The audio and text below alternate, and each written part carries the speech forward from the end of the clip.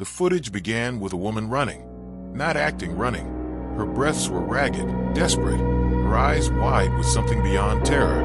The grainy film flickered as she tripped, falling onto the damp forest floor. The camera jerked wildly, capturing half her face, the other half obscured by darkness. Then a voice, deep and unnatural, whispered something just out of reach. The woman screamed. The screen cut to black. Claire Mitchell shuddered and pressed pause. The film reel spun lazily on the projector, its soft clicking the only sound in the dimly lit archive room. This was not the type of horror movie she expected to find. She had come to the university's film archive, researching lost horror films for her thesis. Blood Moon had barely been a footnote, an unreleased 1980 slasher flick, supposedly filmed in Silver Creek, a town no one seemed to talk about anymore. But this wasn't fiction. Something about the way the woman screamed, the raw desperation in her eyes. Claire had seen enough horror movies to know when someone was pretending. This wasn't acting. This was real. Claire rewound the film, watching frame by frame. The woman's face looked familiar. She sifted through her research notes, her hands shaking. Then she found it. Her name was Lillian Hayes, aspiring actress. Disappeared in 1987. Reported missing. Never found. Claire's stomach twisted. Was this some kind of sick joke? A horror movie that had actually captured a real-life crime?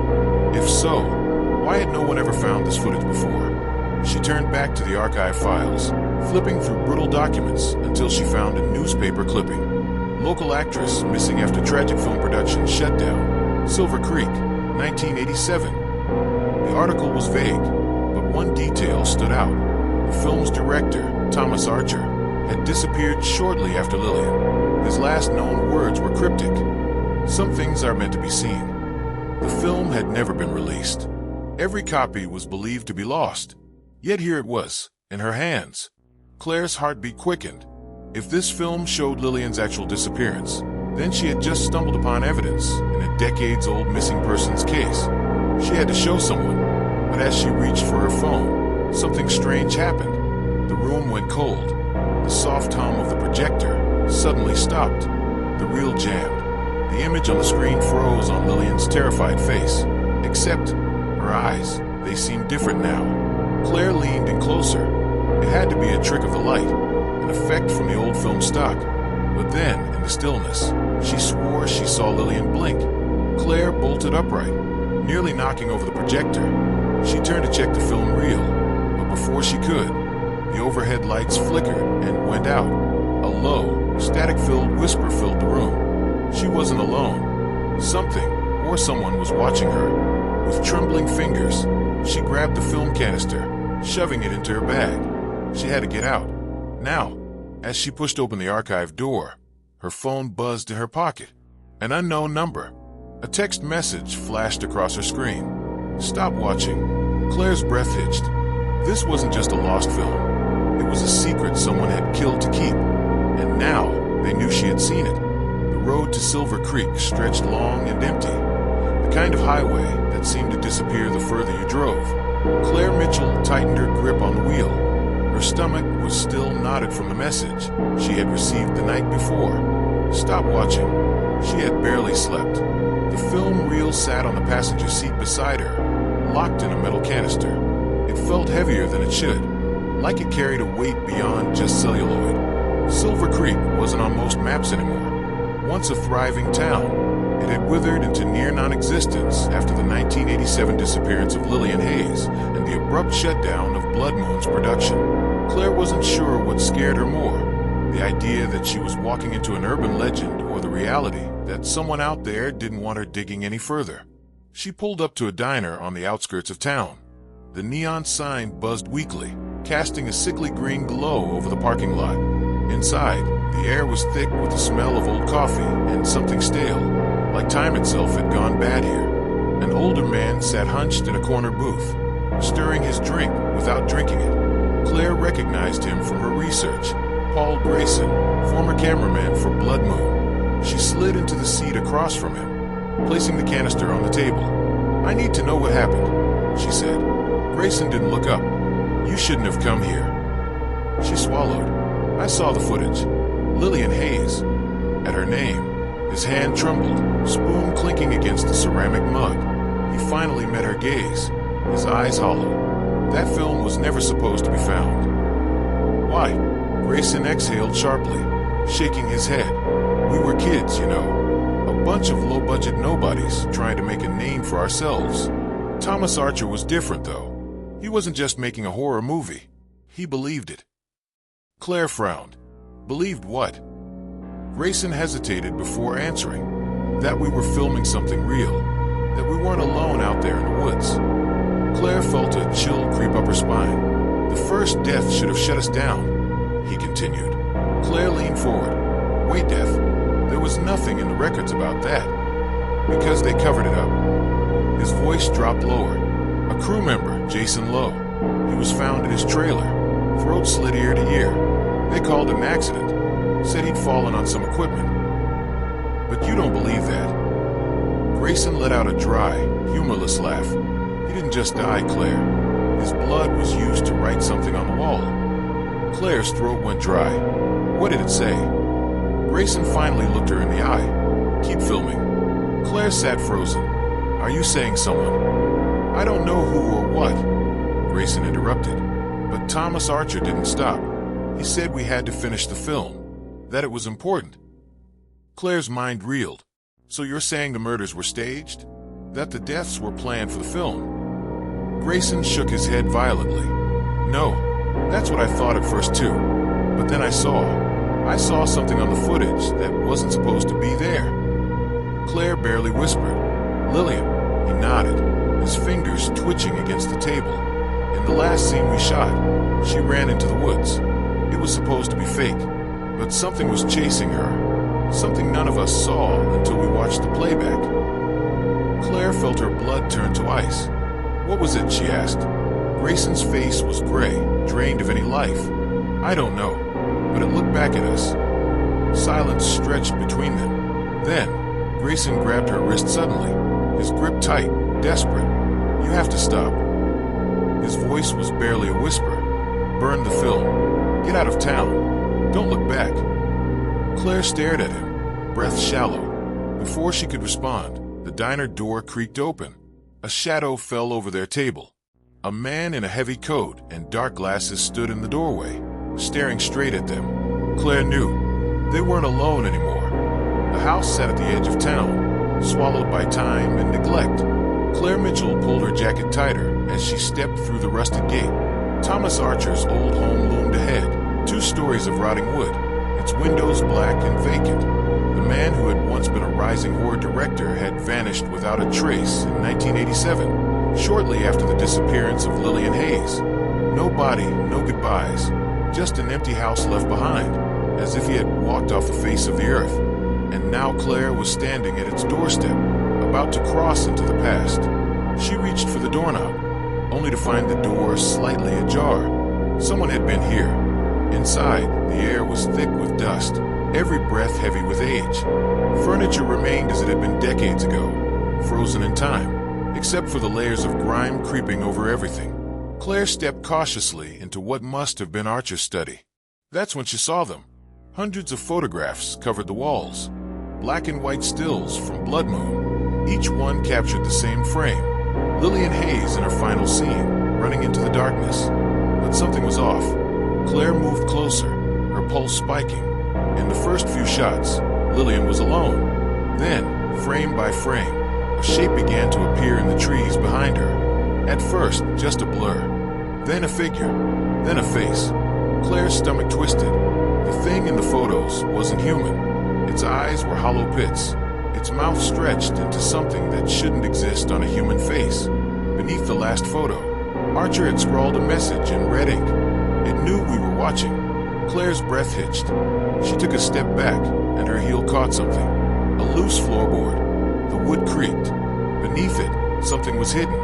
With trembling fingers, Claire pried it open. Inside was a single, dust-covered journal. She flipped to the last entry.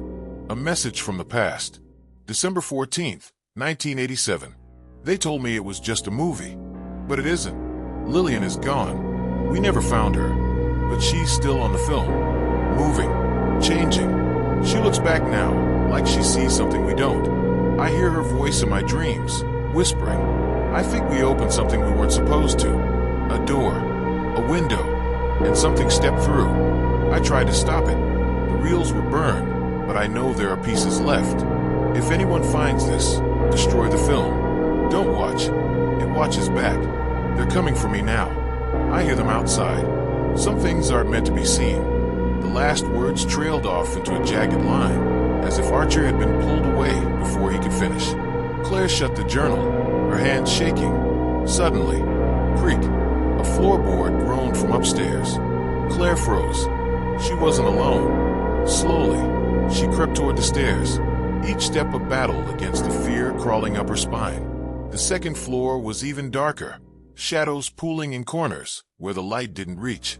Then she saw it, a door at the end of the hall, slightly open, just like the front door had been. She reached for it, heart hammering. Inside, a single chair faced a blank wall, as if someone had been sitting there, watching something that wasn't there. Then Claire's phone buzzed. Her breath caught. A new message. You look too closely.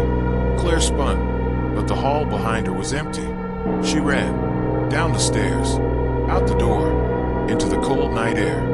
As she threw herself into her car, hands shaking on the wheel, she dared one last glance back at the house. And that's when she saw it. In the upstairs window, a figure stood in the darkness, watching her. The reel spun. Claire Mitchell sat alone in her dimly lit motel room, hands clenched around the projector's remote.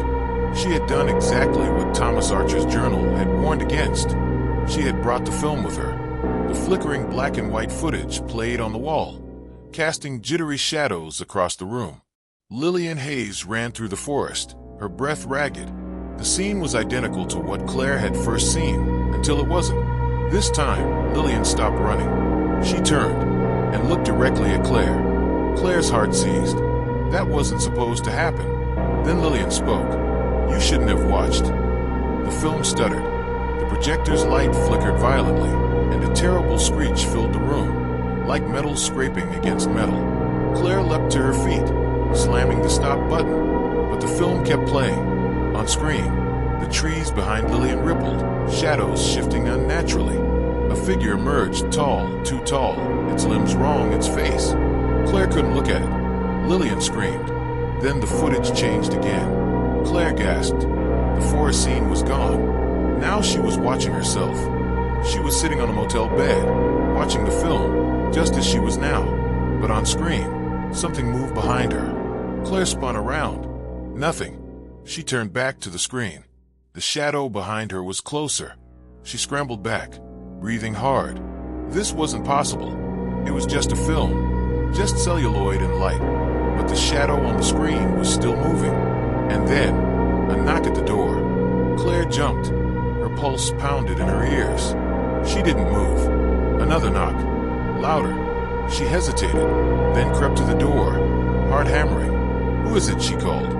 Silence. Then a voice, low, distorted. You let it out. Claire's blood turned to ice. She grabbed the film reel, stuffing it into her bag. She had to get out of here. Now, driving through the empty highway, Claire's hands shook on the wheel. She replayed the last few minutes over and over in her mind. She had watched the film again, and it had changed. It had seen her. The motel was miles behind her now, swallowed by the night. Her headlights carved a path through the darkness, but the unease in her gut only grew stronger. Then, the radio crackled. She hadn't turned it on. Static filled the car, rising in pitch, distorting into something that almost sounded like a voice. Then she heard it, a whisper. Claire. Her breath caught.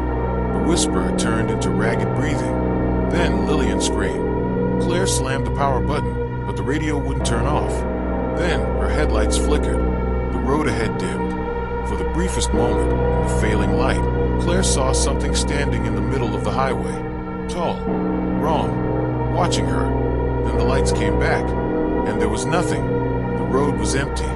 Claire gasped for breath, gripping the wheel so tightly her knuckles ached. This wasn't just an urban legend. She had brought something back with her. By the time she reached town, Claire knew what she had to do. She needed to find the full version of the film. What she had wasn't complete. There were missing pieces, and she had to know how it ended. There was only one place left to check: a private film collector in Silver Creek. According to her research, he was the last known person to own an original copy of Blood Moon. If anyone had the missing reels, it was him. She parked in front of his house, an old Victorian structure barely held together by time. A single light glowed inside. Claire knocked. No answer. She tried again. The door creaked open. Inside, the house was silent, dusty, abandoned looking, but there were signs of life. Coffee cups on the table, a chair recently pulled out, and then Claire saw it. The projector was still running. The film played silently on the wall. Lillian Hayes in the forest. The scene kept looping over and over. Then Claire's stomach dropped. The man who owned this house, his body was in the chair, slumped forward, unmoving. His face was twisted in frozen horror, eyes wide, mouth open as if he had died mid-scream. The film had never stopped playing, and now he was dead. Claire took a step back. Then something moved in the film. Not Lillian. Something in the trees. Something looking at her. Then the screen flickered. Claire turned to run, but behind her, in the reflection of the window, a shadow moved. Claire Mitchell was frozen in place. The film continued playing on the collector's wall. Lillian Hayes ran through the woods, but she wasn't alone. The thing in the shadows was moving. And then, Lillian stopped running. On screen, she turned to face the camera, her terrified expression softening into something else. Recognition. Claire's pulse pounded. Lillian wasn't looking at the film crew. She was looking at her. Then Lillian smiled. Not a smile of relief, a smile of warning. Claire barely had time to process what was happening before a hand gripped her shoulder from behind. She spun, heart slamming against her ribs. The room was empty. The collector's corpse remained slumped in the chair, his dead eyes locked onto the looping footage. But something had touched her. She could still feel the pressure on her skin. She wasn't alone. She had to end this. Claire grabbed the collector's film archive, scanning the titles. Old horror flicks, silent films, forgotten projects. Then she saw it. Blood Moon, final cut. Her breath caught. The missing reel. She grabbed it and fled the house, her fingers trembling around the metal canister. She had to see how this ended. Claire returned to her motel, setting up the projector with shaking hands. The missing footage was decades old, but it felt fresh, like it had been waiting for her. The film flickered to life. Lillian was still running through the woods. Then a cut. The camera shifted, this time showing the film crew. Thomas Archer stood behind the camera, whispering to himself. His voice was barely audible. "It's real.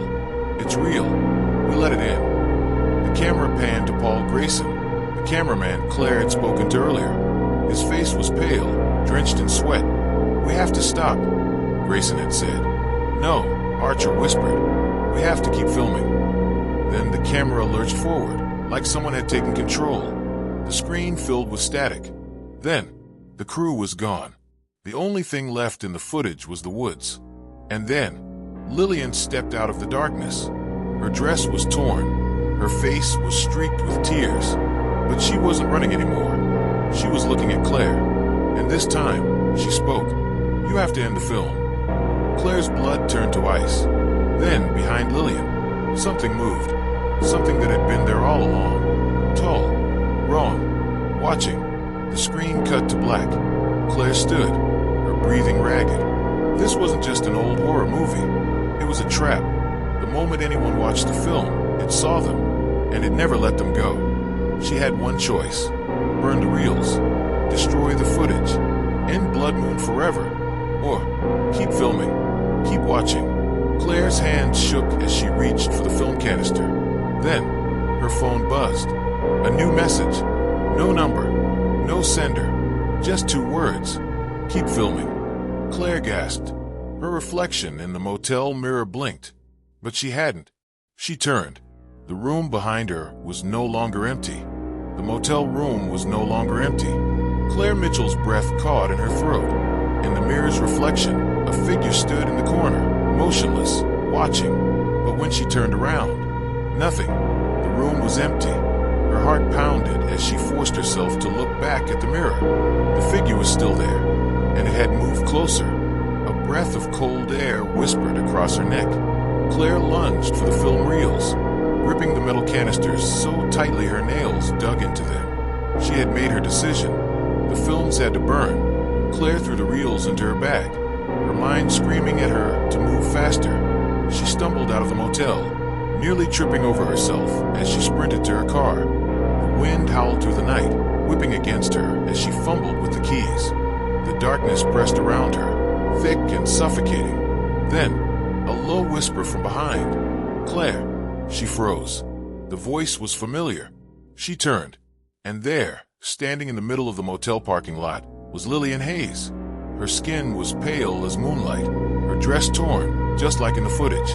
But her eyes were hollow, empty pits of blackness. "It's not over," Lillian whispered. Claire's stomach twisted with fear. "You're dead." Lillian tilted her head, almost curiously. Then she took a step forward. Claire ran. She slammed the car door shut and peeled out of the parking lot, her tires screeching against the pavement. The town blurred past her, empty streets flashing by in streaks of shadow and light. She knew where she had to go. She had to destroy the film where it had started. The old Blood Moon filming site was still there, swallowed by the woods. The set had been abandoned for decades, left to rot like a forgotten nightmare. As she stepped out of the car, the silence was deafening. The trees stood like tall, skeletal figures, watching. Somewhere deep in the forest, the ruins of the original set remained. Claire carried the film reels with shaking hands, making her way through the undergrowth. Every step felt like a descent into something she wasn't meant to see. Then she reached it, the clearing, the place where Lillian Hayes had run for the last time. The air was thick with something unnatural, something that made Claire's skin crawl. She pulled out the film reels and doused them in gasoline. Her fingers trembled as she struck the lighter, the tiny flame flickering in the darkness. She had to do this. She had to end it. Then, a voice behind her. "Claire." She turned, expecting Lillian, but it wasn't her. It was Thomas Archer. The missing director stood at the edge of the clearing. His face was gaunt, his clothes tattered, his eyes sunken into his skull. But he was alive, or something close to it. "You shouldn't have come here," he said, his voice hoarse, broken. Claire's breath hitched. "You disappeared." Archer shook his head. "I never left." She took a step back. "What do you mean?" His lips curled into a grim smile. "Some films don't end, Claire. They just keep playing." She looked down at the reels in her hands. "Then I'll burn them," she said. Archer's smile faded. "You can try." Claire hesitated, just for a second, and then the lights went out. The trees disappeared. The ground vanished beneath her feet. The world collapsed into darkness, and the film started playing. Claire stood frozen. She wasn't in the woods anymore. She was in the film. The black and white world stretched around her, grainy and flickering, and she wasn't alone. The thing was here, watching, waiting. A camera sat in front of her, rolling. She was the final scene now. The last shot, the last scream. Claire opened her mouth to yell, but the film cut to black. A week later, the police found Claire's abandoned car near the Blood Moon set. She was never seen again. But the film, a new restored version of Blood Moon, was discovered online. Thousands watched it, and one by one, they started disappearing. It started as a rumor, a lost horror film, restored and uploaded anonymously. A piece of cinematic history, rediscovered. It spread like wildfire. Film buffs, horror enthusiasts, and online thrill seekers devoured it. They shared theories, frame-by-frame analyses, and breakdowns of its eerie backstory. But then, one by one, they started disappearing. People who watched the new restored version of Blood Moon vanished without a trace. And now, investigative journalist Ethan Graves was determined to uncover the truth. But he had already made a fatal mistake. He had watched the film, a desperate investigation. Ethan sat in his dimly lit apartment, staring at his laptop screen. Messages flooded the forums. Another one gone, vanished after watching the last scene. Something's wrong with this movie. It's not just a film. Don't watch it. It watches you back. His hands trembled as he refreshed the missing persons list. The names were stacking up, and now his own name was trending. Someone had posted a thread. Has anyone seen Ethan Graves? He hasn't responded in days. His stomach twisted. He was still here, still alive. But for how long? The first omen. Then his phone buzzed. A new text. No number. No sender. Just 2 words. Keep filming.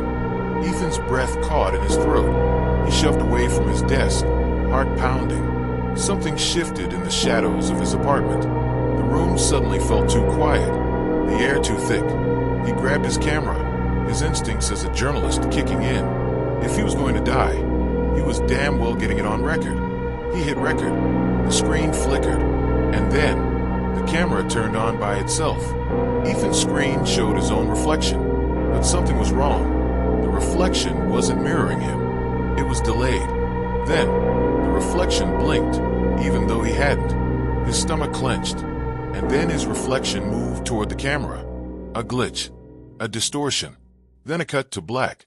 The camera shut off, and a single frame appeared on the screen. A new scene from Blood Moon. It wasn't in the original film. Ethan's pulse pounded as he leaned closer. The footage was grainy, flickering, showing a room just like his own. Then movement. Someone walked into frame. Not an actor. Not Thomas Archer. Not Lillian Hayes. It was him. Ethan Graves, standing in his own apartment, staring at the camera. His breath came shallow and fast. His head screamed for him to stop watching. Then the Ethan in the footage turned to look at the camera. His lips parted, and he whispered, "It's already here." A chill raced down Ethan's spine. Then, a shadow moved behind the filmed version of him. Something was in the room with him. Something watching, waiting. And then, the camera cut off. Ethan shot to his feet, knocking over his chair. His body trembled as he spun around, his breath coming in ragged gasps. His apartment was silent, but he could feel it. Something was here, somewhere in the dark corners of the room. Then his laptop screen flickered back to life. A new video had started playing, a live stream of him sitting at his desk. Only, he wasn't moving. The Ethan on screen just stared at the camera. His lips slowly curled into a smile that wasn't his own. Then the screen glitched. The video's title updated, and Ethan's stomach dropped. Missing person, Ethan Graves, last seen. Now, his heart slammed against his ribs. He grabbed his phone to call for help, but his phone was already ringing. No number, no name, just silence. His shaking fingers hesitated, hovering over the answer button. Then slowly, the caller ID changed. It wasn't a number anymore. It was just 2 words. "You're next." Ethan screamed, and then his live stream cut to black. The next morning, Ethan Graves was officially declared missing. His laptop was found open. The last website he visited was a horror forum discussing Blood Moon. His camera was still rolling, but the footage? Just static. Then, for a split second, a new scene appeared. A new character, a new victim, and the film kept playing. The video shouldn't have existed, but there it was, playing on every screen in the world. A live stream. A figure sat at a desk, staring into the camera. Ethan Graves. Missing. Presumed dead. But he was right there on the screen, and he was watching them back. Millions of viewers froze as Ethan slowly lifted his hand and pointed at the camera. Then the screen glitched, and a message appeared. Keep filming. Detective Sarah Lawson had spent her career chasing missing persons cases, but nothing like this. Ethan Graves had vanished 2 days ago. His apartment was untouched. His laptop left open on a forum discussing Blood Moon. But now, reports were flooding in. His face had appeared in a live stream. A stream that had no origin, no server, no source. And now, people who had watched it were disappearing too. Sarah's hands tightened into fists as she replayed the clip. If Ethan was still alive, where was he? She traced Ethan's last known activity to the motel near the abandoned Blood Moon set. The old movie set was nothing but a decayed shell, lost in the woods. But Sarah knew one thing. Horror movies always had a final act, and she was going to be in it. Sarah parked at the edge of the woods, stepping out with her flashlight. The wind carried whispers, probably just the trees, but it felt like something else. The deeper she went, the heavier the air became. Then, in the moonlight, she saw the camera, an old film camera, standing in the middle of the abandoned set, still running, still filming. A static hum crackled from it. She stepped closer, heart hammering. The camera turned on by itself. The film inside started playing. The grainy footage flickered to life. Sarah was in it. Not past footage. Not some old recording. Right now. She stared at herself, standing in the woods, watching the film. Then, a figure appeared behind her. Sarah spun around. No one was there. She turned back to the film. The figure was closer now. Her breathing turned shallow. Then the screen cut to Ethan Graves, still sitting at his desk, staring into the camera. But this time he spoke. "You have to end the film." Sarah's stomach twisted. "How?" she whispered. Ethan's eyes darkened. "You already know." The film flickered again. Lillian Hayes appeared. Her hollow eyes bore into Sarah's soul. Then the whisper came. Not from the film, from behind her. "Keep filming." Sarah knew what she had to do. She reached into her bag, pulling out a canister of gasoline. The film had to burn. She doused the camera, her hands shaking. The whispers grew louder. "Keep filming." Sarah struck the lighter. The flame flickered. Then, the camera moved. It turned to face her, and on the screen, she saw herself burning. Her body, her scream, her death. Tears blurred her vision. She hesitated. "You already know," Ethan's voice echoed. Then, she dropped the lighter. The fire roared to life, engulfing the camera. The footage warped, the whispers turning to screams. The ground shook beneath her. Sarah ran. Behind her, the old set collapsed into flames. The film was gone. The curse broken. Or so she thought. A week later, Sarah watched the news. Blood Moon was officially lost media. No copies. No records. She had ended it. But then, her phone buzzed. A message. No number. Just 2 words. "Keep filming." Sarah's blood ran cold. And behind her, the camera turned on.